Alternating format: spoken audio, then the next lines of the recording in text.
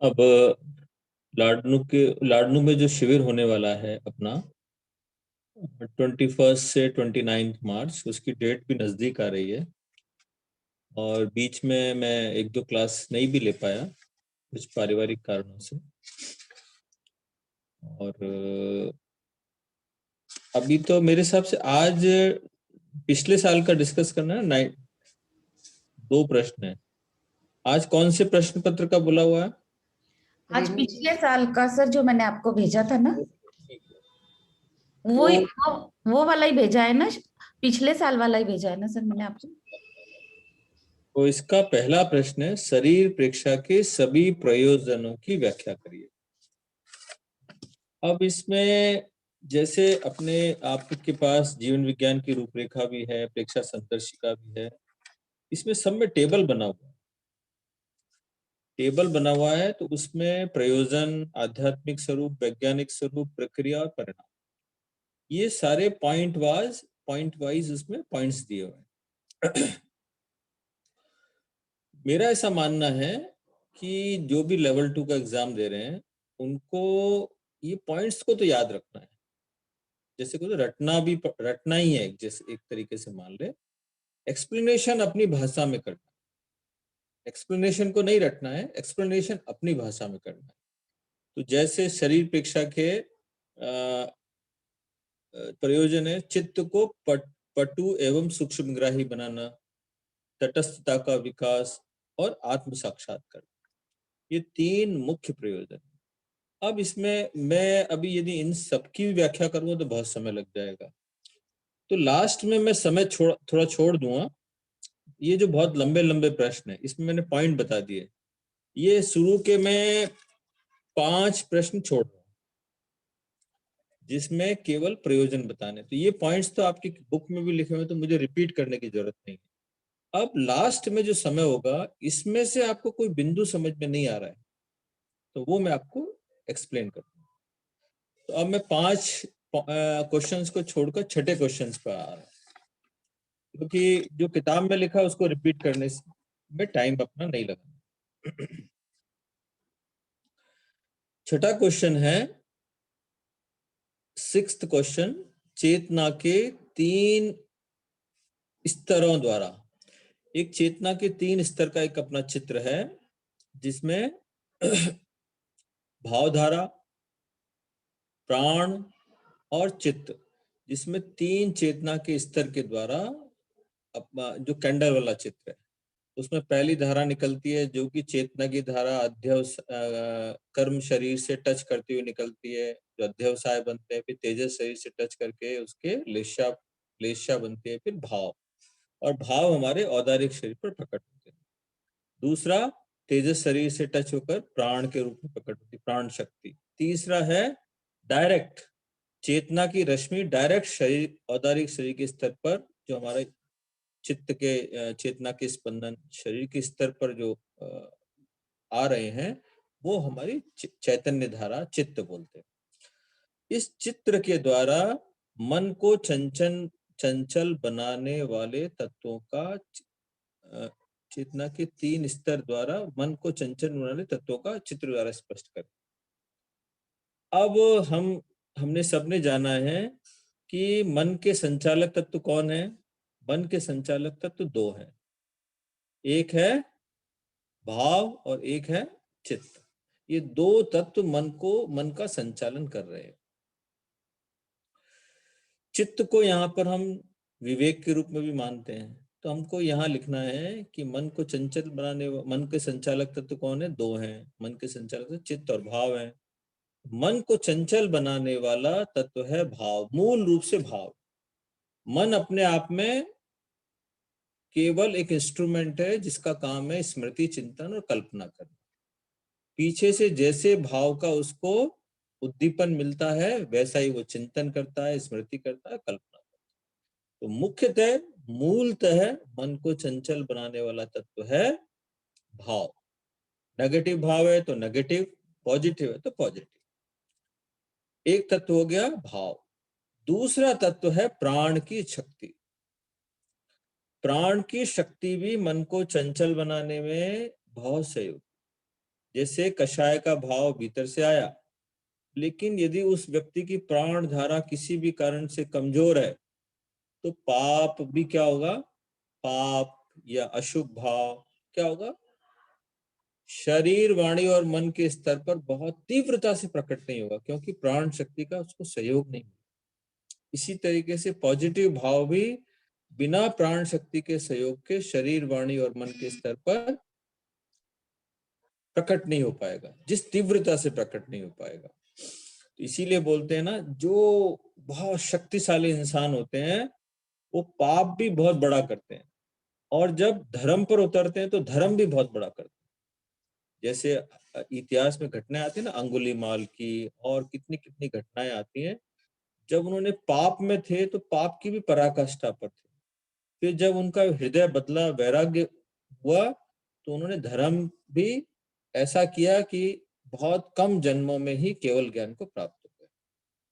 उस चित्र के द्वारा इस मन को करना है। मुख्यतः भाव, सेकंड तत्व है प्राण की शक्ति। और इसके बाद में अब अगला प्रश्न आता है, 7वां प्रश्न, वृत्ति, प्रवृत्ति और पुनरावृत्ति के चक्र को स्पष्ट करें। वृत्ति, प्रवृत्ति, पुनरावृत्ति क्या है? हमारा चेतना के स्पंदन जब कषाय के वलय को पार करते हैं तो क्या होता है, जब कषाय का उसमें मिश्रण हो जाता है, उसी से वृत्ति बनती है। पहले अध्यवसाय बनते हैं, भाव बनते हैं, तो वृत्ति बनती है। वृत्ति क्या करती है? आगे बढ़ती है। आगे बढ़ने पर वो क्या करती है? प्रवृत्ति का रूप लेना चाहती है। अब इसमें बीच में एक ब्रेक है चित्त का, विवेक का। वो ब्रेक जिसका जितना जितना चित्त और विवेक जागृत है वो ब्रेक का काम करता है, नहीं तो वृत्ति क्या होता है? प्रवृत्ति का रूप ले लेती है। इसमें भी वही बात है ऊपर वाले प्रश्न की। पहले वृत्ति किससे बनेगी? हमारे भाव से वृत्ति वृत्ति उदय में आएगी। फिर प्राण धारा का जैसा सहयोग मिलेगा, उस तीव्रता से या कमजोरी से वृत्ति एक्शन में आएगी, प्रवृत्ति का रूप लेगी। तो प्रवृत्ति के द्वारा शुभ और अशुभ जैसी भी प्रवृत्ति हुई उसके द्वारा कर्म का बंधन हुआ, तो क्या हो गया? पुनरावृत्ति हो गई। इस चक्र में ही अनंत काल से हम सब क्या है? भटक रहे हैं। वृत्ति भीतर से आती है, हमारा विवेक जागृत नहीं होता है, तो अशुभ प्रवृत्ति होती है, कर्मों का बंधन होता है, फिर ये वृत्ति, प्रवृत्ति और पुनरावृत्ति का चक्र चल रहा है। इस चक्र को तोड़ने का उपाय क्या है? एक तो विवेक। जितना जितना विवेक होगा, जागरूकता होगी, राग द्वेष मुक्त चेतना का निर्माण होगा, तो क्या होगा? जो वृत्ति है उसका प्रभाव कम हो जाएगा। वृत्ति का प्रभाव कम हो जाएगा तो उदय काल में ही प्रभाव कम कर दिया, तो प्रवृत्ति बहुत ही मंद हुई या लो हुई, तो पापकारी प्रवृत्ति का एक्शन हुआ ही नहीं, तो फिर बंद धीरे धीरे कम हो जाते हैं। जागरूकता की अवस्था में तो बंद होता ही नहीं। तो ये वृत्ति, प्रवृत्ति, पुनरावृत्ति। और जिस जिस अभी मैं जो बता रहा हूं, अभी जो आप सब जो भी सुन रहे हैं, उनके मन में कोई भी डाउट हो ना, तो डाउट को रखना नहीं है, लास्ट में दोबारा पूछ लेंगे, तो मैं दोबारा भी एक्सप्लेन करूंगा। 8th क्वेश्चन, हमारा अस्तित्व पूर्ण रूप से स्वतंत्र भी नहीं है और पूर्ण रूप से परतंत्र भी नहीं, व्याख्या करें। ये बिल्कुल सही बात है। यदि पूर्ण रूप से परतंत्र है तो फिर साधना का कोई प्रश्न ही नहीं है। यदि हमारा व्यक्तित्व पूर्ण रूप से परतंत्र हो, कर्मों के अधीन हो, तो यहाँ परतंत्र और स्वतंत्र का मतलब ये है, परतंत्र क्या है? हमारा व्यक्तित्व कर्मों के अधीन है। कर्म आते हैं उदय में, तो हमको क्या है? कर्मों के अनुसार हमारा व्यक्तित्व कर्मों के अधीन है, इस दृष्टि से परतंत्र है। लेकिन पूर्ण रूप से परतंत्र नहीं है। हमारे भीतर क्या है? पुरुषार्थ है, विवेक है, चैतन्य पूरी तरह से सोया भी नहीं है। ये 2-3 बातें याद रखें कि चैतन्य पूरी तरह से ढका नहीं है, सोया नहीं है, कुछ ना कुछ चैतन्य जागृत है, विवेक भी कुछ ना कुछ जागृत है। विवेक रूपी पुरुषार्थ से, चैतन्य से हम क्या कर सकते हैं? कर्मों को तोड़ भी सकते हैं। मतलब ये पुरुषार्थ हमारे भीतर है, हर जीव में है, कि कर्मों को तोड़ने की शक्ति है, संवर और निर्जरा करने की शक्ति। कर्मों को आने से रोक भी सकता है, पुराने कर्मों को तोड़ भी सकता है। इस दृष्टि से क्या है? वो स्वतंत्र है। तो पूर्ण रूप से स्वतंत्र भी नहीं है, क्योंकि स्वतंत्र पूर्ण रूप से इसलिए नहीं है कि मन चाहा नहीं कर सकता, कर्मों के अधीन है।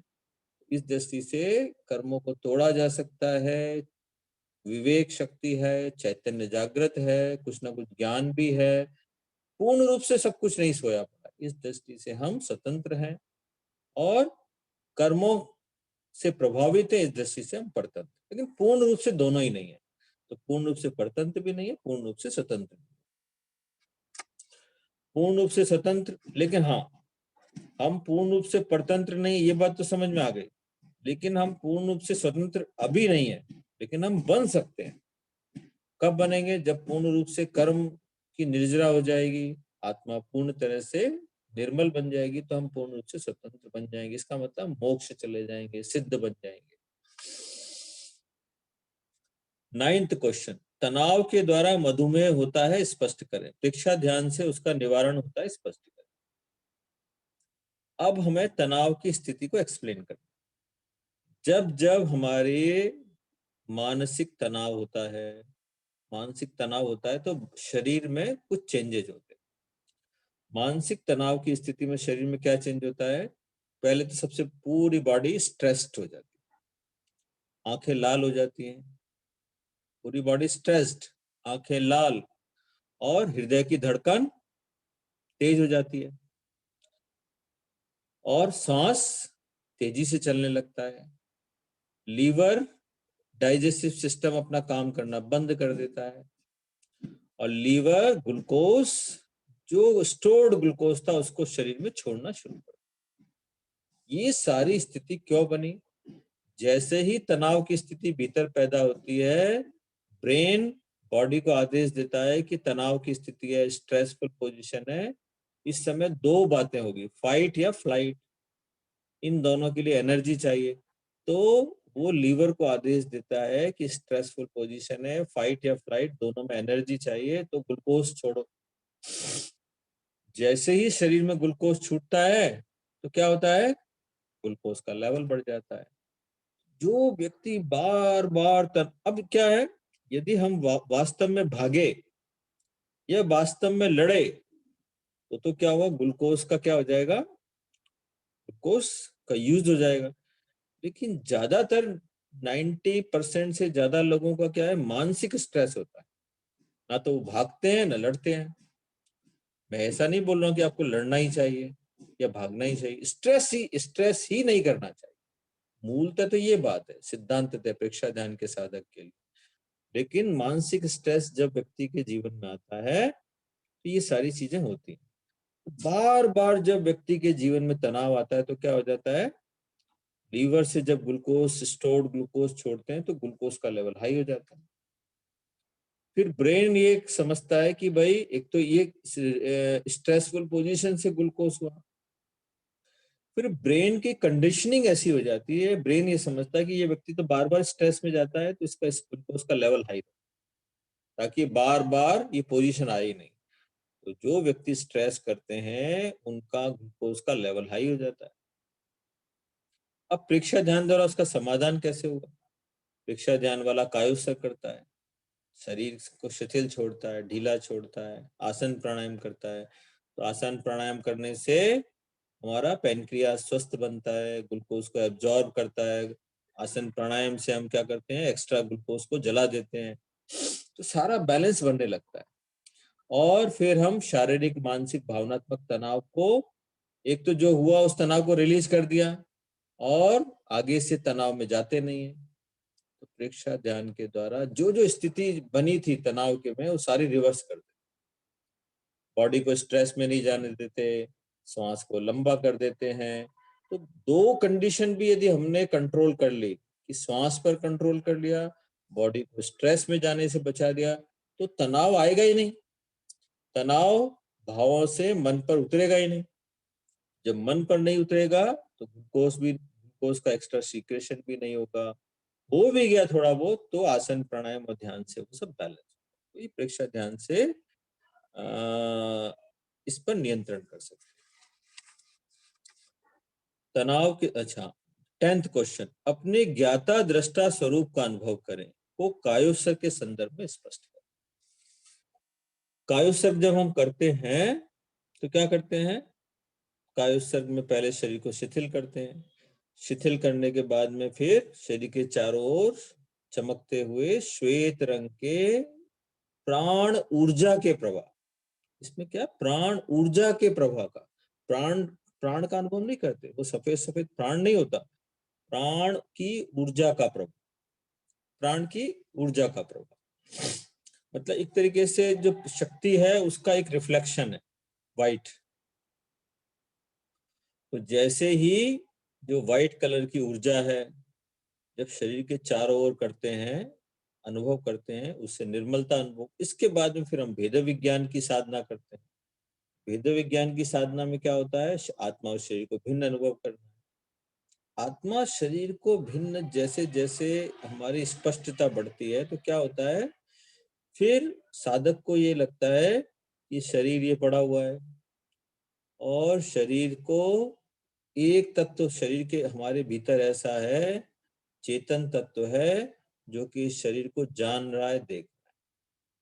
दो तत्व हो गए, एक तो शरीर है जो लेटे हुए या जैसी स्थिति में पड़ा हुआ है, उसको जानने वाला देखने वाला एक तत्व और है, चेतन तत्व है।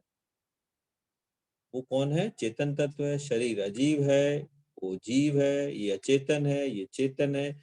ये तो हो गया भेद विज्ञान। अब हमें क्या करना है, ये भेद विज्ञान की शुरुआत करते करते करते क्या करना है, उस जानने और देखने वाले चेतन तत्व का अनुभव करना। ये हमारा क्या है, ज्ञाता दृष्टा स्वरूप है। चेतना का लक्षण क्या है, जानना और देखना। उस चेतन तत्व का अनुभव करना है, अपने ज्ञाता दृष्टा स्वरूप का अनुभव। बस कायोत्सर्ग की अवस्था में यही करना, शरीर को ढीला छोड़ दिया पूर्णतः, और शरीर जितना जितना ढीला हो जाएगा उतना उतना ज्ञाता दृष्टा स्वरूप का अनुभव तीव्रता से हो, फिर अभ्यास से भी हो। जो लोग प्रतिक्षण चेतना, ज्यादा से ज्यादा चैतन्य के प्रति जागरूक हैं, उनको ज्ञाता दृष्टा स्वरूप का अनुभव, कई लोगों को तो 24 घंटे में से कई घंटे होता रहता है। कायोत्सर्ग के समय तो विशेष होता है, ध्यान के समय भी विशेष होता है, लेकिन चलते समय भी है कि शरीर चल रहा है, उसको जानने देखने वाला तत्व क्या कर रहा है, जान रहा है, देख रहा है। ये भी हो गया ज्ञाता दृष्टा स्वरूप का अनुभव। स्वाध्याय हो रहा है तो स्वाध्याय में भी शरीर स्वाध्याय कर रहा है, ज्ञाता दृष्टा उसको देख रहा है।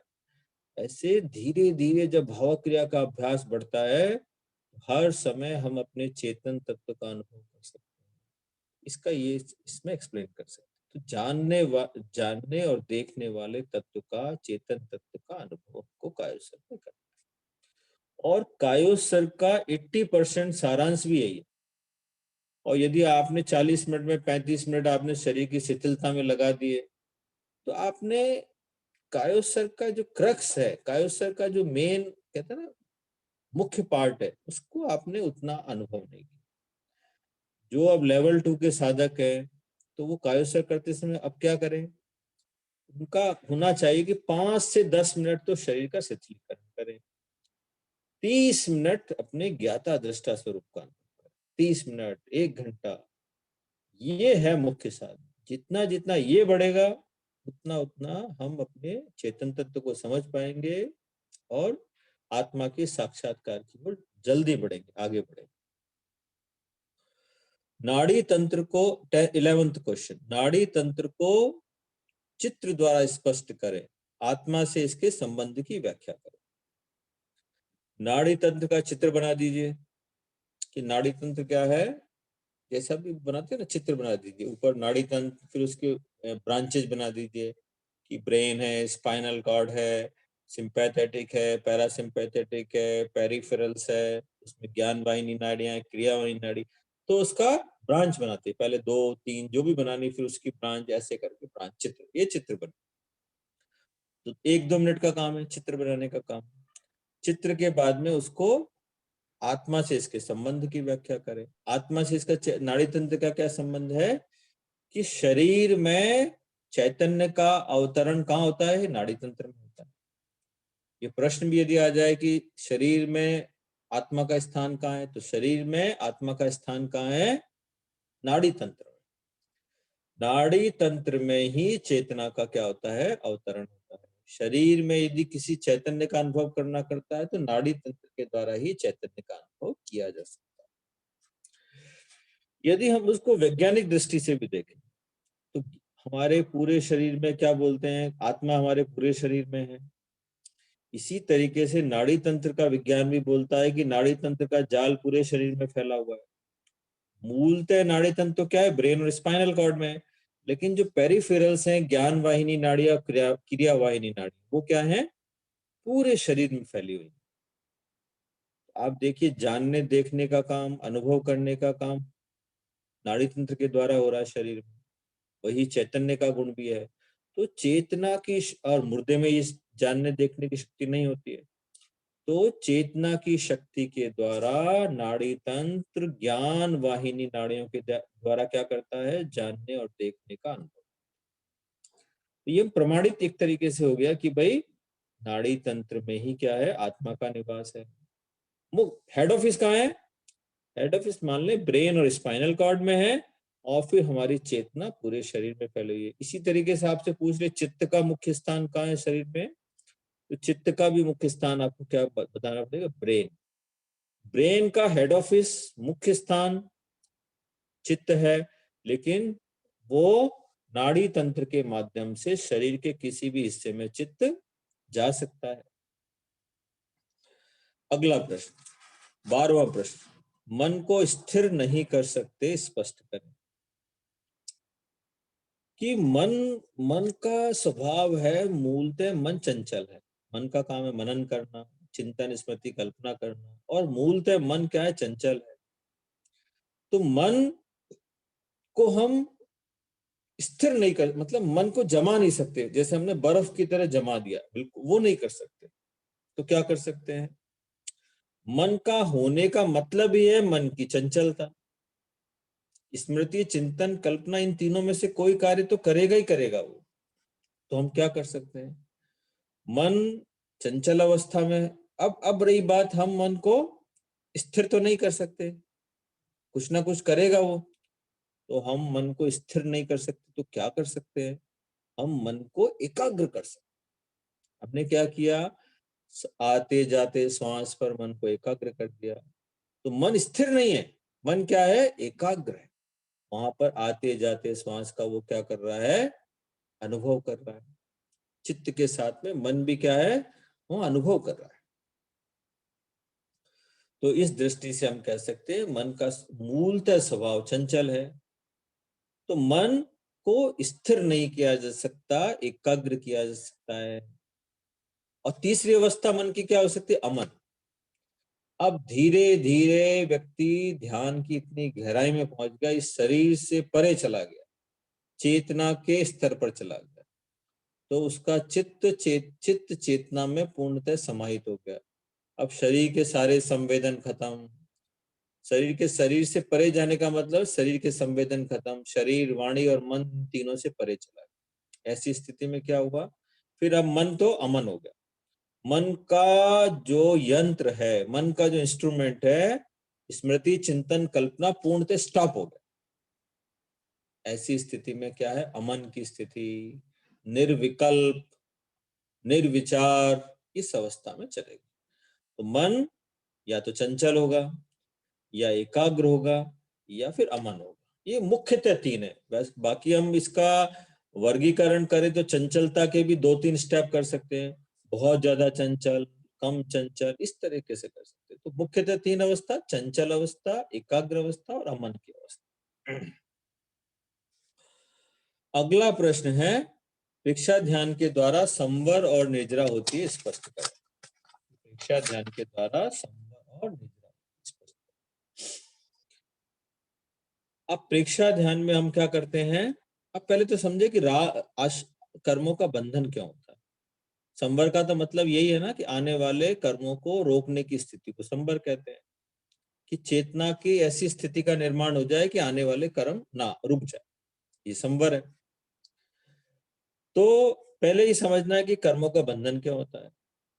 ये कर्म का बहुत बड़ा विज्ञान है, लेकिन हमें मोटा मोटा समझना है तत्व ज्ञान, कि कर्मों का बंध होने का मुख्य कारण है मोहनी कर्म। मोहनी कर्म होने से ही मुख्य रूप से पाप रूपी कर्मों की बात कर रहा हूं। तो पाप रूपी अशुभ कर्मों का बंधन होने पर सबसे बड़ा कौन रोल है? मोहनी कर्म।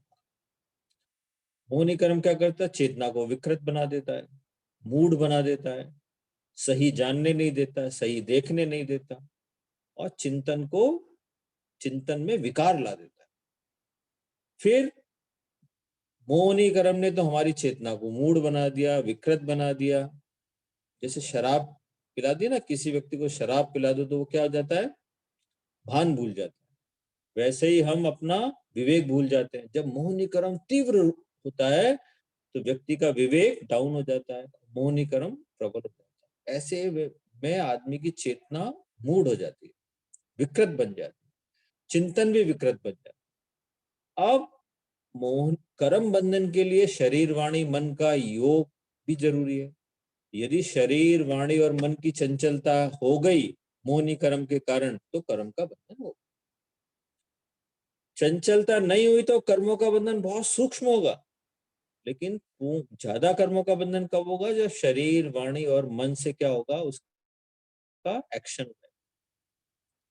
तो ये तो हो गया कर्म बंधन की प्रक्रिया कि मोहनी कर्म और चंचलता, इन दो के संयोग से मुख्यतः पाप कर्मों का बंधन होगा, अशुभ कर्मों का बंधन।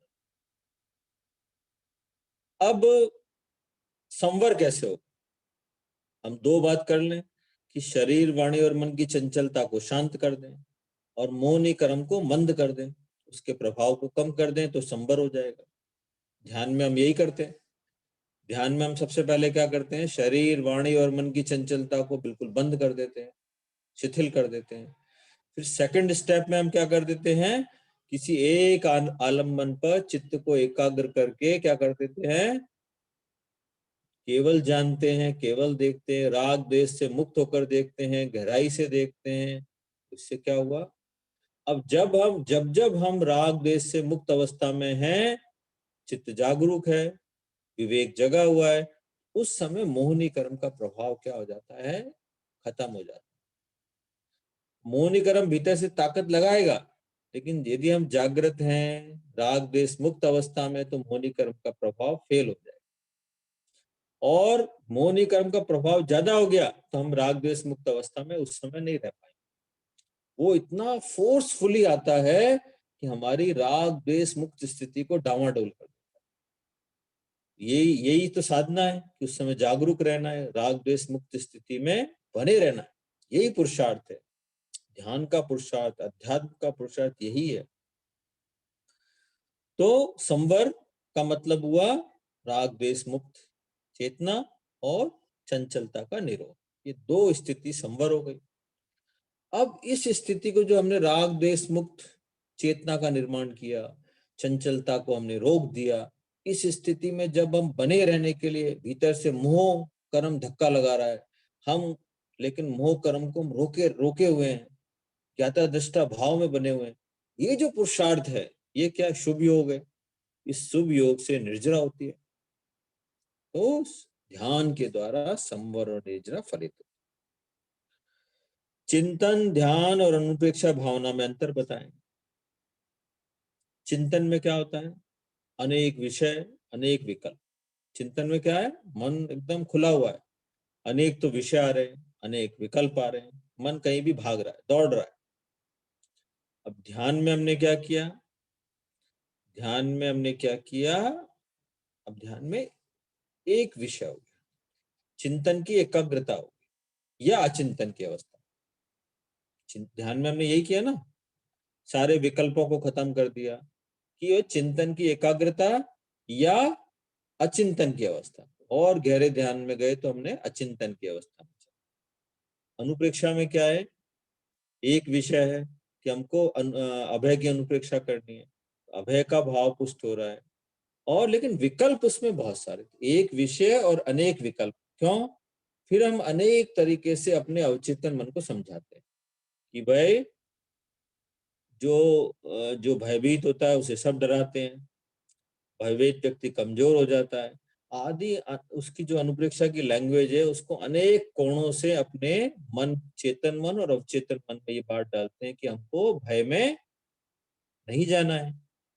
तो एक विषय और अनेक विकल्प हो गए। अब भावना, भावना में क्या है, एक ही तो विषय है। भावना में मतलब अरहम की भावना कर रहे हैं कि मुझे अरहम बनना, एक ही विषय और एक ही विकल्प। भावना का जो प्रयोग होता है, जैसे अनुप्रेक्षा का प्रयोग तो शॉर्ट टर्म ड्यूरेशन के लिए होता है। कोई समस्या है, कोई विकार पैदा हो रहा है, तो हमने शॉर्ट टर्म के लिए की और छोड़ दी, उसका सॉल्यूशन मिला, अनुप्रेक्षा का काम पूरा हो। भावना जो होती है, फिर आदमी वैसा ही बन जाता है, बिल्कुल वैसा बन जाता है। अरहम की भावना करते करते अरहम बन, जब तक अरहम नहीं बनेगा वो भावना करते रहे। एक ही विषय है, एक ही विकल्प, बस अरहम अरहम। मतलब भावना का जो प्रयोग है कम से कम 6 महीने होता, इससे कम में नहीं होता। फिर वो अरहम का करते, जब करते करते भावना करते करते पूर्ण रूप से उसमें फिर क्या होता है, सोते जागते अरहम की अनुभूति फिर होने लगती, कोई भी भावना हो। और ये समाधि की अवस्था हो तो क्या हो, ना तो उसमें विषय है ना कोई विकल्प, कुछ भी नहीं है उसमें। चेतना, हमारा जो चित्त है वो चेतना में समाहित हो गया। ये जो विषय और विकल्प आदि मन के स्तर की चीजें, जब मन ही नहीं रहा, ना तो कोई विषय है ना कोई विकल्प। 15वां क्वेश्चन, आपको अनजान लोगों के बीच प्रेक्षा ध्यान का परिचय देना है। अब इसमें थोड़ा सा, इसका कोई एक आंसर नहीं होगा, इसमें आपके आंसर अलग अलग होंगे।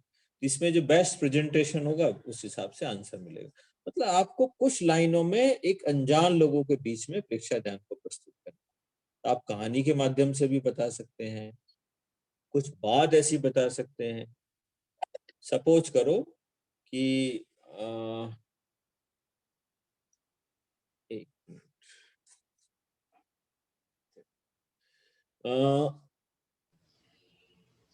जैसे चेतना का उसके बारे में बताना, ध्यान के बारे में, तो आप बताएंगे, जैसे सपोज करो, जैसे मैं शुरुआत कई बार कहानी से बताता हूँ कि एक फकीर, एक गरीब था, भिखारी था, उसको बहुत गरीब था और किसी संत के पास गया।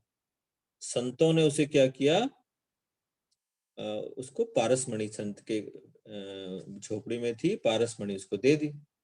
उस भिखारी ने इतना सारा सोना बनाया कि 7 पीढ़ी खा सके। वापस जब पारसमणि संत को दी तो संत ने उस पारसमणि को झोपड़ी में किसी किनारे में फेंक दिया। अब उस भिखारी के मन में ये प्रश्न आया कि सोने के पीछे तो पूरी दुनिया पागल है, अब इसके पास सोना बनाने की इतनी मशीनें कि चाहे जितना सोना बना सकता है, फिर भी इसने इस पारसमणि को ऐसे ही फेंक दिया। तो उसके मन में एक विकल्प आया कि इसके पास कोई पारसमणि से भी बहुत बड़ी चीज, मतलब इस दुनिया में इसके पास इतना बड़ा कोई खजाना है या कोई ऐसी बड़ी चीज है ताकि इसके लिए पारसमणि का भी कोई मोल नहीं। फिर वो संत के चरणों में गया तो संतों ने बताया कि मेरे पास क्या है, मेरे पास चेतन तत्व का खजाना, और चेतन तत्व प्राप्त होने के बाद में इस सोने का, संसारिक जो भी भोग हैं, इन सब का कोई मूल्य नहीं बचता।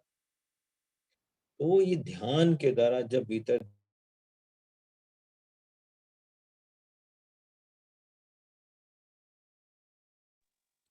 ध्यान के द्वारा जब इस चेतन तत्व का साक्षात्कार होता है, तो फिर क्या होता है, इस व्यक्ति के लिए बाहरी संसार, जो संसार, पूरा संसार जिसके पीछे दौड़ रहा है, उसका कोई मूल्य नहीं रहता। तो ध्यान के द्वारा हम उस अनमोल तत्व, जो कि पारसमणि से भी ज्यादा महत्वपूर्ण है, इस संसार की सारी सुख सुविधाओं से भी महत्वपूर्ण है, और जिसके जागने पर हर व्यक्ति शांत रह सकता है, हर समय आनंद में डूब सकता है, वो भीतर हमारे तत्व है, जो कि हम ध्यान से प्राप्त, मतलब इस टाइप से कोई कहानी से, कोई बात से हम शुरू कर सकते हैं। और फिर है 16th क्वेश्चन, चित्त और मन का शरीर में कहाँ स्थान है। आध्यात्मिक और, ये तो मैंने आपको नाड़ी तंत्र के जब बताया था तो बता दिया। चित्त और मन का स्थान मुख्यतः ब्रेन में है। आध्यात्मिक दृष्टि से क्या है, ये बता ही दिया कि शरीर के स्तर पर काम करने वाली चेतना चित्त बोलते हैं, और चित्त का मुख्य स्थान कहाँ पर है? ब्रेन में है, और नाड़ी तंत्र के माध्यम से ये पूरे शरीर में ज्ञान का अनुभव करते हैं। इसी तरीके से मन का भी मेन इंस्ट्रूमेंट हमारे ब्रेन में है। मन का मुख्य स्थान क्या है? ब्रेन। लेकिन ये भी नाड़ी जैसे नाड़ी तंत्र के माध्यम से और अपने कार्य करने की जो इसके 3 कार्य, चिंतन, स्मृति, कल्पना, इसके माध्यम से, ये तो क्या शरीर नहीं, शरीर से पार अमेरिका, इंग्लैंड, पूरे ब्रह्मांड में कहीं भी अपने मन, अपने विचारों से, कल्पना से जा सकते। अगला 17th क्वेश्चन, हमारे शरीर में कर्मों का झरना कहाँ है? वैज्ञानिक दृष्टि से स्पष्ट करें। शरीर में हमारे पूरे यदि अस्तित्व की बात करें तो कर्मों का झरने 2 हैं। सूक्ष्म शरीर में तो हमारा लेशा ही कर्मों का झरना है, क्योंकि ये मिलन, स्थूल और सूक्ष्म का मिलन बिंदु।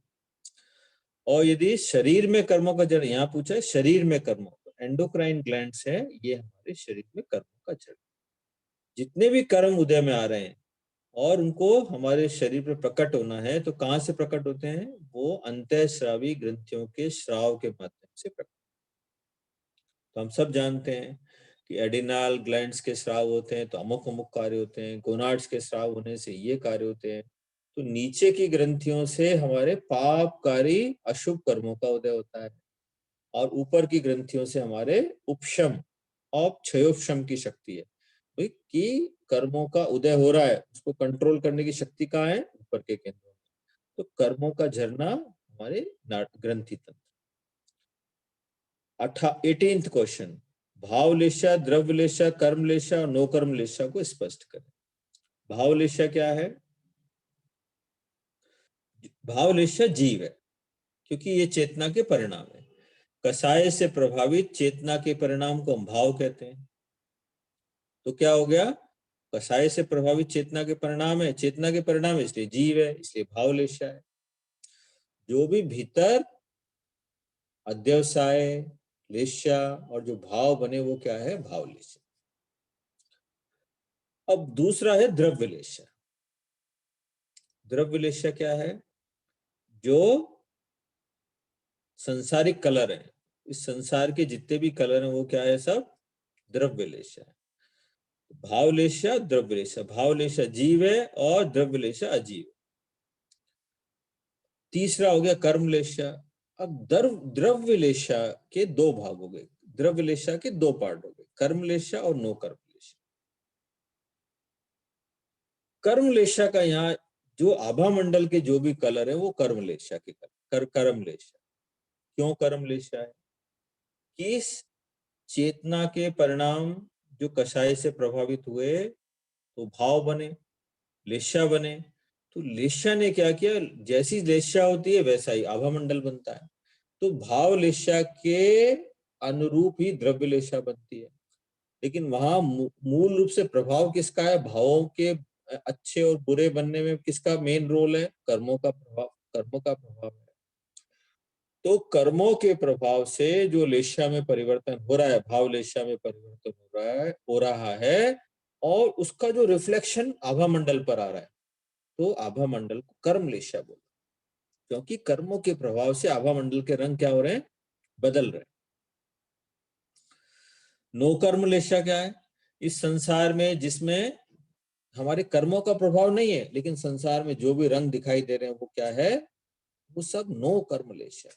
जैसे सूर्य के रिफ्लेक्शन से जो कलर आ रहे हैं, और इस संसार में जो भी हम पदार्थ देखते हैं उनके जो कलर है वो सब नो कर्म लेशा। एक बात यहाँ ध्यान देने लायक है। अब जैसे हम भाव लेशा बोलते हैं, भाव लेशा में कोई कलर नहीं है। मूलतः भाव लेशा में कलर नहीं है, वो एक परिणाम है। और भाव लेशा के जो परिणाम हैं उसके अनुरूप हमारे आभा मंडल में कलर चेंज भी हो रहे हैं, वो कर्म लेशा है। तो फिर एक प्रश्न सबके सामने ये आया, मेरे भी मन में शुरू में आया था कि कर्मों को जब लेशा का वर्गीकरण किया गया तो रंगों के नाम क्यों दिए गए? जब भाव लेशा का तो कोई कलर ही नहीं होता, फिर भी 6 लेशाओं के कलर दे दिए। कृष्ण, नील, कापोत और तेजो, पद्म और शुक्ल, ये 3 कलर भी दे दिए, रंग भी बता दिया। कृष्ण का काला, नीला, काला व कापोत, और तेजोलेशा का लाल कलर, पद्मलेशा का पीला कलर और शुक्लेशा का सफेद कलर। तो इसका व्याख्या ये बताती है कि जो आभा मंडल, जैसे भाव होते हैं वैसे ही हमारे आभा मंडल के कलर परिवर्तन होते हैं। जैसे निम्नतम भाव, निम्नतम लेशा हो गई, क्रूर लेशा बनी, तो क्रूर लेशा बनी तो क्या हो जाएगा, गहरा काला कलर और मटमैला काला कलर, जो ब्राइट नहीं है, जो एकदम मटमैला कलर है, काला कलर है, वो हमारे आभा मंडल में आ जाएगा। उससे कम अशुभ भाव बने, जैसे कृष्ण नील, तो भद्दा नीला कलर हमारे आभा मंडल में आ जाएगा। इस कौन से भाव से कौन सा कलर आभा मंडल में प्रकट हुआ, इस दृष्टि से इन लेशाओं के नाम है। हम ये समझे भाव लेशा में कलर नहीं, ये परिणाम है चेतना का, कर्मों के प्रभाव से, और आभा मंडल में जो कलर बदलते जा रहे हैं उसके आधार पर इन 6 लेशाओं का नामकरण। तो ये भावलेशा, द्रव्यलेशा, कर्मलेशा, नौकर्मलेशा। 19th क्वेश्चन, प्राणायाम का आध्यात्मिक व वैज्ञानिक स्वरूप स्पष्ट कर। प्राणायाम का आध्यात्मिक व वैज्ञानिक स्वरूप स्पष्ट कर, ये आप अपने लिख दीजिए, बुक में है, सारे पॉइंट दिए हैं। प्राणायाम का आध्यात्मिक और आसन का आध्यात्मिक, अरहम मंत्र का आध्यात्मिक वैज्ञानिक, और प्रेक्षा ध्यान के 2 पदों की व्याख्या करें।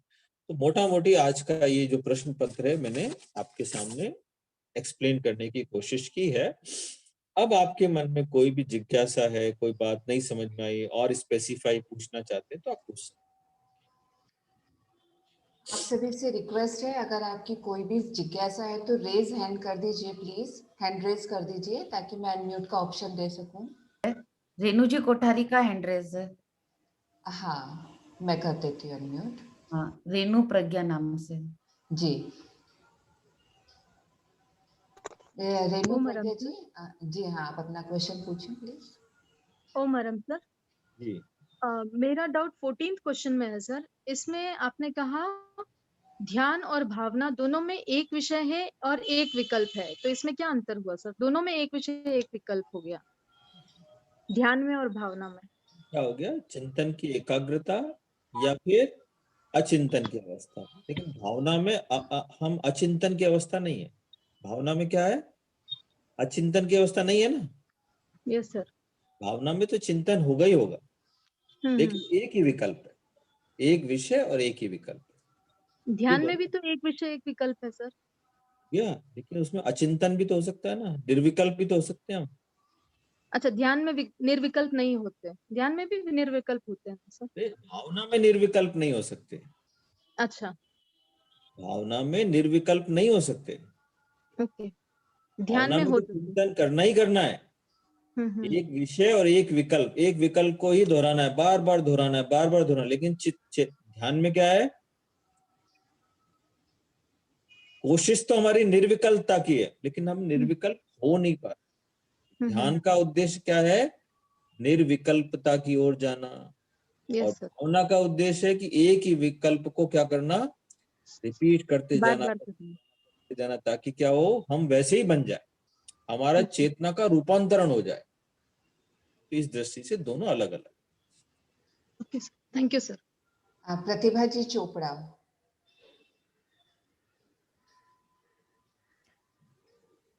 प्रतिभा जी अनम्यूट करके बोलें प्लीज। जय जिनेन्द्र सर। जी जय जिनेन्द्र। एक तो ये है कि जो नाड़ी तंत्र वाला जो चित्र है वो एक बार कोई सरल डायग्राम बना के भेज देवे, जो क्योंकि बुक में जो दिया हुआ है उससे थोड़ा बनाने में दिक्कत आ रही है, तो यदि वो जैसे भेजा जाए तो थोड़ा बनाने में आसान रहेगा। और नीनू जी प्लीज आप शेयर कर दीजिए। जी हाँ, सर, जी ओके। और दूसरा मेरा ये था कि जब शिविर में जाए तो वहाँ क्या ड्रेस कोड वगैरह या हम लोगों को क्या क्या थोड़ी तैयारी करनी होगी, उसका भी यदि मिल जाए दिशा निर्देश। ड्रेस कोड एज सच तो नहीं है, महिलाओं के लिए तो भी नहीं है, ऐसा तो पुरुषों के लिए भी स्ट्रिक्ट ड्रेस कोड अभी नहीं है, केवल कवच का ही स्ट्रिक्ट ड्रेस कोड है कि जो भी आपकी ड्रेस है उसके ऊपर आप कवच पहन। ये तो कवच का तो कंपलसरी पूरे पूरे दिन, सुबह हाँ। उठने से लेकर रात के, जब भी आप घूमेंगे कहीं बाहर भी जाएंगे तो सुबह उठने से लेकर रात तक कवच पहनना तो जरूरी है। जिनके पास कवच है वो अपना कवच लेकर आए, ठीक और है। नहीं तो वहां पर खरीद लें जैसा जिनको जरूरत है। तो ये बात हुई। और ड्रेस कोड में जहां तक है कि ज्यादातर लूज कपड़े होने चाहिए जिसमें आप आराम से बैठ सकें, आसन प्राणायाम कर सकें। अब जैसे साड़ी पहनकर आप आसन प्राणायाम नहीं कर सकते। ठीक बात। कोशिश करें कि हमारे कपड़े ऐसे हों कि हम आसन प्राणायाम भी फ्रीली कर सकें। अब ठीक। कपड़े ऐसे होने चाहिए जिसमें ज्यादातर परेशानी महिलाओं को ज्यादा होती है, तो जैसे सर्वांगासन करना है, हाँ। साड़ी में भी नहीं कर सकते, सलवार सूट में भी मुश्किल होता है। तो कपड़े आपके ऐसे होने चाहिए, मॉर्निंग के, ध्यान के, आसन प्राणायाम के, आपकी ड्रेस ऐसी होनी चाहिए जैसे कोई ट्रैक सूट ऐसा हो जिसमें आपको फ्रीली कर सके, आपको कपड़े की चिंता नहीं करनी, ठीक इधर सर। से दब रहा है इधर से निकल रहा है, ऐसा चिंता नहीं करनी। हाँ। आप स्वयं अभी से ही वो तैयारी कर लें, आप अपनी ड्रेसेज ऐसी कर लें ताकि आप पूरे दिन फ्री रह सके, बैठने में तकलीफ नहीं हो।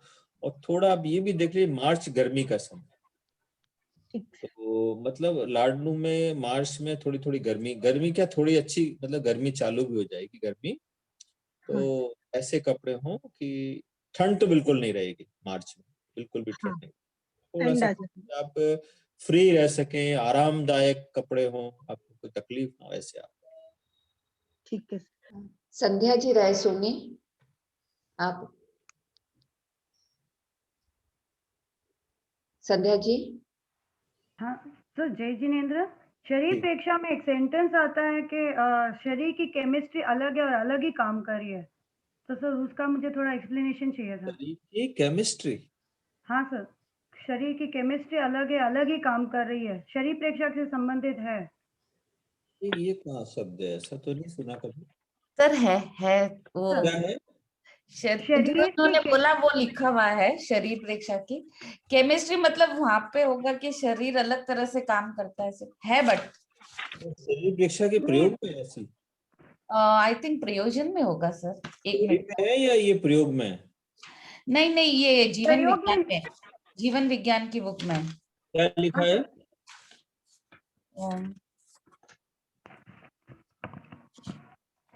यहाँ पे लिखा है हमारे शरीर की केमिस्ट्री अलग है, अलग ही काम कर रही है। उन सारे परिवर्तनों को जब तक हम नहीं देख पाते तब तक आत्मदर्शन की बात नहीं होती। ये प्रयोजन में लिखा हुआ है।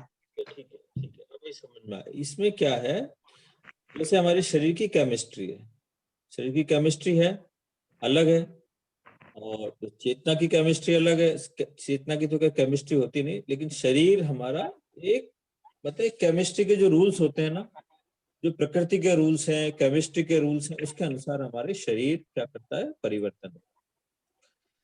उन परिवर्तनों को जानेंगे तो क्या होगा,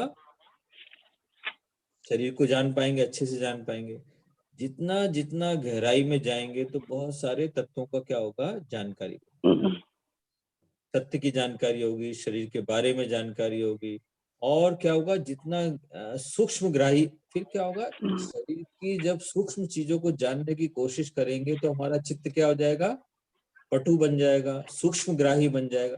मेन बात देखिए क्या है, शरीर की केमिस्ट्री जानने से कोई आत्म साक्षात्कार नहीं होने वाला। शरीर की केमिस्ट्री जानने से आत्म साक्षात्कार नहीं हुआ। यहाँ हमारा पर्पज, मेन पर्पज क्या है, चित्त को पटु बनाना, सूक्ष्म ग्राही बनाना। क्योंकि चित्त हमारा इतना स्थूल है अभी आज की डेट में, अब इस चेतना को डायरेक्ट देख, क्योंकि हमें तो क्या है, चेतना का साक्षात्कार करना है, तो चित्त को पटु बनाना है, और पटु बनाना है, और सूक्ष्म ग्राही बनाना है, तो ही हम भीतर की चीजों को पकड़ सकते हैं और सारी लेयर्स को पार करना। तो शरीर प्रेक्षा में हम जब क्या होगा, शरीर के स्तर पर सूक्ष्म दृष्टि से जब जानेंगे, देखेंगे, तो हमारा चित्त पटु और सूक्ष्मग्राही बने। और फिर हमारे कई सत्य भी सामने आएंगे कि शरीर क्या है, शरीर की कोशिकाएं क्या बन रही हैं और नष्ट हो रही हैं। ये सत्य सामने आया कि क्या है कि शरीर तो अनित्य है, मरण धर्म है। ये सत्य सामने हमें साक्षात्कार हो गया कि जो सत्य हमने आगमों में पढ़ा था कि ये शरीर क्या है, अनित्य है, मरण धर्म है, तो ये हमने तो साक्षात्कार कर लिया कि प्रतिक्षण कोशिकाएं बन रही है, नहीं बन रही है। और जब केमिस्ट्री को भीतर से हमारा लक्ष्य केमिस्ट्री को जानना नहीं है, लेकिन केमिस्ट्री को जानने के माध्यम से क्या है, हम चित्त को पटु और सूक्ष्मग्राही बनाते हैं। क्योंकि चेतना को पार करना है तो इन सारी लेयर्स को भी पार करना। शरीर के सूक्ष्म स्तर को जानेंगे, इतना चित्त सूक्ष्म स्थूल चित्त सूक्ष्म और पटुग्राही बन जाएगा, एक झटके में हम शरीर के स्तर को फिर पार कर जाएंगे, फिर हम तेजस शरीर के स्तर पर आ जाएंगे। तो ध्यान के साधक होते हैं, पहले तो शरीर को जब तक नहीं जानेंगे, जैसे कायोत्सर्ग में 5 स्टेज है ना, कि पहले शरीर का शिथिलीकरण, फिर प्राण के प्रकंपन का अनुभव, फिर तेजस शरीर का अनुभव। ऐसे ही क्या है, शरीर प्रेक्षा के माध्यम से क्या करते हैं, हम शरीर की अनित्यता का अनुभव करते हैं, चित्त को पटु और सूक्ष्मग्राही बनाते हैं। इस दृष्टि से केमिस्ट्री अलग है, और जो इस केमिस्ट्री को जानेगा नहीं वो आगे नहीं बढ़ पाएगा। इस दृष्टि से इसको एक्सप्लेन कर सकते। प्रभाजी जैन।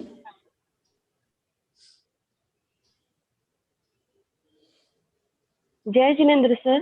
जी सर, इनमें जीवन विज्ञान वाली बुक में जैसे प्रयोजन के कुछ अलग लिखे हुए नाम और अंदर कुछ और है, तो प्रयोजन हम अपने मन से भी दे सकते हैं क्या? हाँ, प्रयोजन आपके मन में एक्स्ट्रा, यदि आपने अपने ज्ञान से ऐसा कोई, लेकिन वो सही होना चाहिए। एक्स्ट्रा लिख सकते हैं, कोई इश्यू नहीं, लिख सकते हैं, लेकिन वो टू द पॉइंट होना चाहिए, लिख सकते हैं। और कुछ एक्स्ट्रा भी अगर कम हो गए वो भी लिख सकते हैं, या बिना पॉइंट के भी लिख सकते हैं? लेकिन क्या है कि प्रश्न पत्र इतना बड़ा होता है, लेंदी होता है, कि आप ज्यादा लिखने के चक्कर में क्या होगा, शुरू में बहुत अच्छा दिखाने में लिखेंगे तो क्या हो जाएगा, फिर बाद के क्वेश्चंस आपके वीक हो जाएंगे, टाइम शॉर्ट हो जाएगा। तो बैलेंस बनाना है कि आप शुरू से ही आपका कंट्रोल पूरा रहे टाइम पर, कि प्रश्न पत्र को शुरू के क्वेश्चन में बहुत ज्यादा टाइम भी नहीं देना है, बैलेंस बना के रखना है। जैसे सपोज करो आपको यदि कितने क्वेश्चन थे लास्ट ईयर, कि कोई 20 क्वेश्चन, 22 में से 20 करना, 20 आंसर, 20 आंसर करने हैं। आपके पास समय है 180 मिनट्स, मतलब 9 मिनट्स आपके पास है मैक्सिमम। तो आपको ये कंट्रोल करना पड़ेगा कि किसी भी क्वेश्चन में 10 या 11 मिनट से ज्यादा ना लगे। कुछ क्वेश्चन ऐसे भी हैं जिसमें 6-7 मिनट लगेंगे, तो आपको एवरेज करना कि पहले घंटे में आपके मिनिमम 7 क्वेश्चन हो जाने चाहिए, सेकंड आवर में भी 7 हो जाने चाहिए, थर्ड आवर में 6 क्वेश्चन हो जाने चाहिए, 5-7 मिनट आपको रिवीजन के लिए होना चाहिए कि आप लास्ट में कुछ बचा हुआ है, कुछ रह गया है, चेंज करना है तो कर सके। तो आपको ये बैलेंस बना के रखना। तो ज्यादा लिखने में कोई दिक्कत नहीं है, लेकिन आप ये भी ध्यान रखें कि आपका टाइम का बैलेंस ना। मोहन जी बोत्रा। एक मिनट सर, एक वो 16 क्वेश्चन में ना मन का आध्यात्मिक स्थान रह गया था डिस्कस करने का, वैज्ञानिक वाला तो डिस्कस हो गया था। मन मूलतः शारीरिक है, आध्यात्मिक में स्थूल शरीर ही। हाँ, मन तो क्या है, एक इंस्ट्रूमेंट है जिसका काम है स्मृति, चिंतन, कल्पना करना। आध्यात्मिक और वैज्ञानिक दृष्टि से है कि वैज्ञानिक दृष्टि से तो वो एक इंस्ट्रूमेंट है, संचालित होता है, तो लेकिन वो भाव से प्रभावित होता है, ये उसका आध्यात्मिक स्वरूप है। ये मन क्या है, हमारा मन केवल शरीर के स्तर पर काम कर रहा है, अजीब है, लेकिन वो क्या है, मूलतः भाव से प्रभावित है। तो जैसा भाव आता है ये उसका आध्यात्मिक स्वरूप होगा। तो भाव के द्वारा मन का संचालक तत्व कौन है, भाव है, तो ये उसका आध्यात्मिक। और ये भी मतलब बहुत सारे एंगल से लिख सकते हैं, जैसे वृत्ति, प्रवृत्ति, पुनरावृत्ति में भी ये बात आ गई कि मन की जो चंचलता है वो क्या है, वृत्ति क्या होती है, वृत्ति उदय में आती है तो क्या होती है, योग को प्रभावित करती है।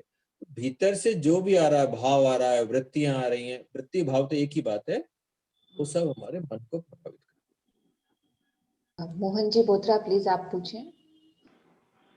मेरे 2 क्वेश्चन थे, एक तो सॉल्व हो गया जय जिनेंद्र सर, जी एक तो नाड़ी तंत्र का चित्र आप बता देंगे तो ठीक हो जाएगा, क्योंकि वो बहुत भारी है हमारे से बनने के लिए, इतना सारी नाड़ियों को दिखाना बहुत मुश्किल सरल है, बहुत सरल है, बना देंगे।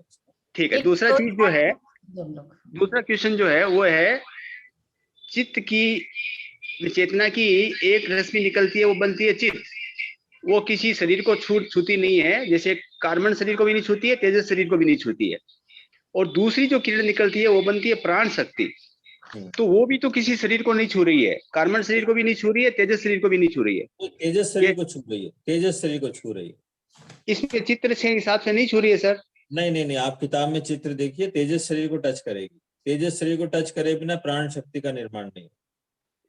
अच्छा देखो, अच्छा ठीक है, मेरा गलती है तब सर, 413 गलत पेज बनाया है। पे विज्ञान रूपरेखा में तेजस शरीर को टच करेगी वो प्राण शक्ति बनेगी, ठीक है, और जो कर्म शरीर को भी टच करेगी, तेजस शरीर को टच करेगी, वो भाव बनेगी। भाव बने। भाव बनेगी, हाँ ठीक है, वो तो ठीक। इसमें एक बात और समझने लायक है इस चित्र में, देखिए क्या है, ऊपर तो है चित्त की धारा जो प्योर, एक यही पुरुषार्थ है हमारा, यही हमारे पास, जैसे बोलते हैं ना, हम पूर्ण रूप से परतंत्र नहीं है। ये जो चैतन्य की धारा है जो शुद्ध रह सकती है, हम चाहें तो ये शुद्ध रह सकती है, जैसे जैसे ध्यान में जागरूकता बढ़ेगी, विवेक बढ़ेगा, हमें ये ऊपर वाली धारा को मजबूत बनाना। और रूल क्या है, भीतर का रूल ये है, जब ये ऊपर वाली धारा मजबूत बनती है तो नीचे वाली धारा कमजोर पड़ जाती है। मतलब चेतना की शक्तियां ऊपर वाली धारा से बाहर आ रही है, विवेक बाहर आ रहा है, राग द्वेष मुक्त अवस्था बनी हुई है, तो नीचे के भाव क्या पड़ जाएंगे, कमजोर पड़ जाएंगे। पड़ जाएंगे। जब ऊपर वाली धारा कमजोर पड़ गई तो नीचे वाली धारा पूरे जोर से आएगी, फिर वो क्या करेगी, फिर प्राण शक्ति का सहयोग लेकर मन वचन काया से जो मर्जी काम करवाएगी।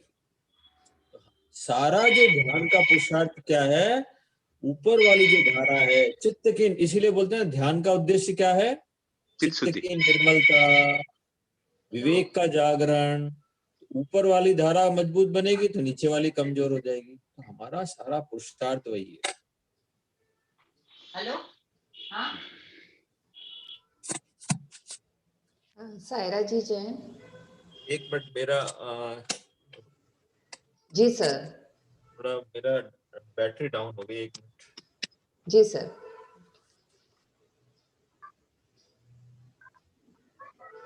श्वेता जी, फिर सायरा जी और श्वेता जी, 2 जन हो रहे हैं। जी हाँ।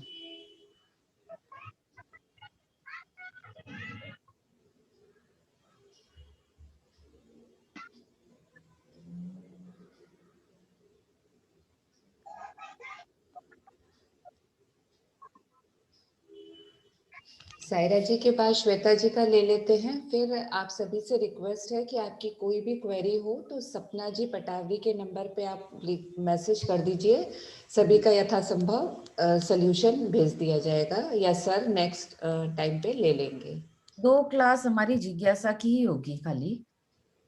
जी।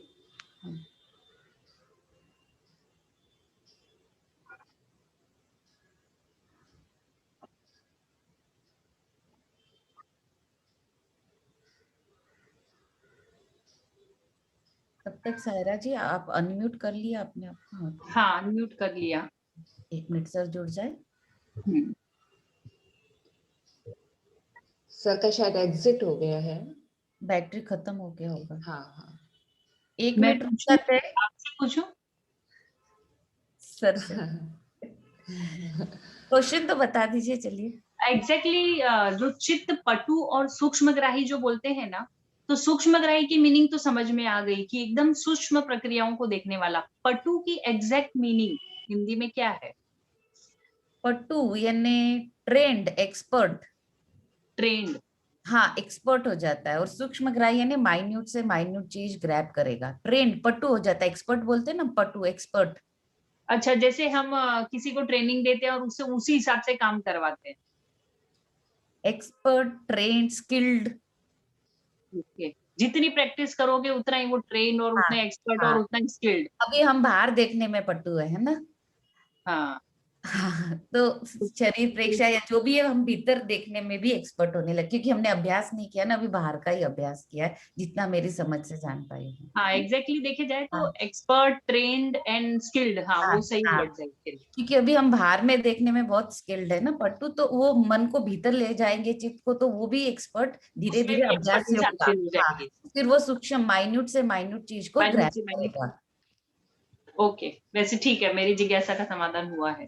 ठीक है सायरा जी। श्वेता जी, मैं आपको अनम्यूट कर रही हूँ, आप भी अपना क्वेश्चन तो अराइज कर लीजिए प्लीज। हाँ, जी अगर जी, थैंक यू मैम। सर जुड़ गए, सर जुड़ गए। हाँ हाँ श्वेता जी, आप सर से अपना क्वेश्चन पूछ हाँ, सकते हैं। सायरा जी आप जी। भी पूछ लीजिए, सर को अनम्यूट कर। हाँ कर दिया है मैंने। जी सर, क्या नेक्स्ट रजनी क्वेश्चन श्वेता जी? जी जी सर। सर यहाँ हमारी बुक जो है जीवन विज्ञान की रूपरेखा, इसमें पेज नंबर 376 पे समाधि और ध्यान के बारे में दिया है। तो इसमें सर समाधि की अवस्था मन अमन से रहित तीसरी अवस्था है, और सर इसी प्रकार इंद्रिय के बारे में भी दिया है, नो इंद्रिय और नो अनिंद्रिय। तो सर ये थोड़ा सा कंफ्यूजन था मुझे। मन और समाधि की अवस्था मन अमन से रहित तीसरी अवस्था है। माने कि मन और मन तो है ही नहीं ना, जी सर। मन है ना मन है। वैसे देखा जाए तो समाधि की स्थिति में ना तो मन है ना अमन है। अमन मतलब है, मतलब मन नहीं रहा, लेकिन केवल चेतना है। समाधि का मतलब केवल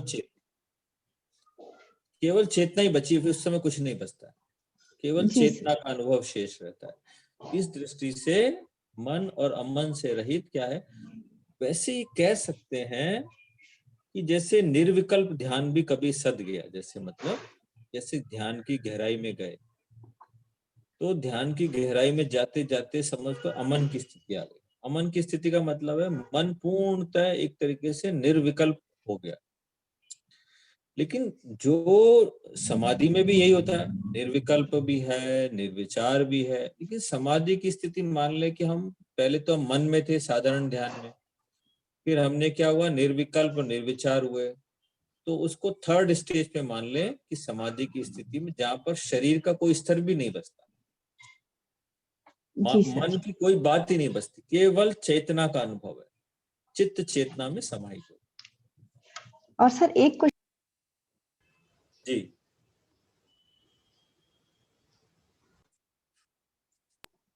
समाधि की अवस्था में चित्त चेतना में समाहित हो जाता है, मन जैसे आपने एक्सप्लेन कर दिया, अमन भी नहीं और मन भी नहीं, दोनों सिचुएशन में नहीं। सर इसमें कषाय का भी एक क्वेश्चन था कि कषाय की क्या अवस्था होती है? कषाय की अवस्था है, कषाय देखिए उपशांत कषाय। इस समय हम बोलेंगे समाधि की अवस्था में कषाय उपशांत, क्योंकि कषाय उपशांत हुए बिना समाधि की स्थिति आ नहीं सकती। कषाय पूर्ण रूप से खत्म तो नहीं हुआ है, लेकिन क्या हुआ, कषाय एकदम शांत हो गया। हमारी जो चेतना के स्पंदन आ रहे हैं उसमें कोई भी कषाय बिल्कुल भी नहीं आ रहा है, एक राई मात्र भी नहीं आ रहा है। तो कषाय की स्थिति बोलेंगे उपशांत कषाय की स्थिति, पूर्णतः कषाय क्या शांत है।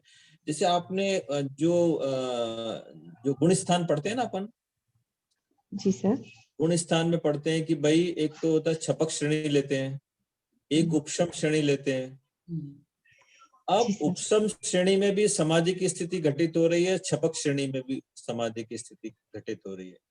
लेकिन उपशम श्रेणी में क्या हुआ, समाधि की स्थिति आई, ऐसा अनुभव हुआ कि जैसे हम वीतराग हो गए, राग द्वेष बिल्कुल भी नहीं बचा है, अनुभव नहीं हो रहा है, लेकिन राग द्वेष भीतर है अभी भी।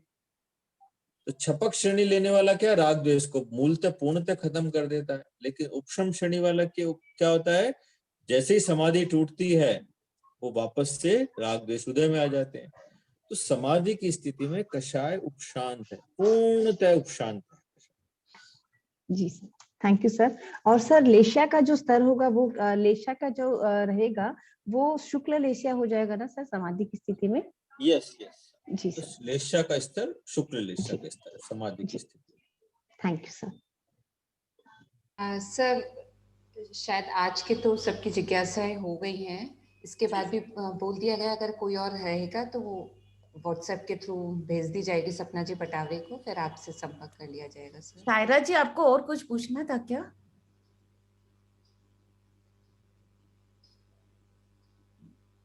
नहीं, चित्त पटु का ही पूछना था, चित्त पटु की एग्जैक्ट मीनिंग, पटु वर्ड की एग्जैक्ट मीनिंग। एक्सपर्ट हो तो ठीक है, हम क्लास तो सर प्लीज आप क्लास संपन्न कराएं। 1 मिनट वंदना जी, हमारा नेक्स्ट सेक्शन का भी बता दीजिए ना 2, और जिज्ञासा वाले भी 2 बता दीजिए, फिर खत्म करते हैं। ओके, अभी ये मंडे हमारे शेड्यूल ऐसे ही चलेगा। कमिंग मंडे रेस्पिरेटरी सिस्टम की क्लास, उसके बाद 1 मार्च वाले मंडे को इम्यून सिस्टम की क्लास रहेगी।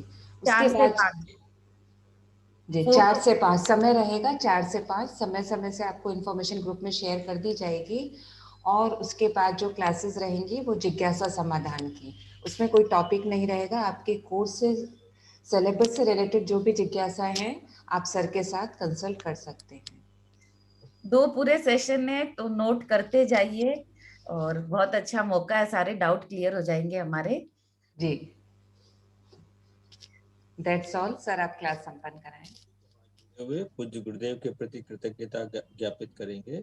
कृतज्ञोस्मि, हम सब पूज्य गुरुदेव के प्रति आभारी हैं। कृतज्ञोस्मि, हम सब पूज्य गुरुदेव के प्रति आभारी।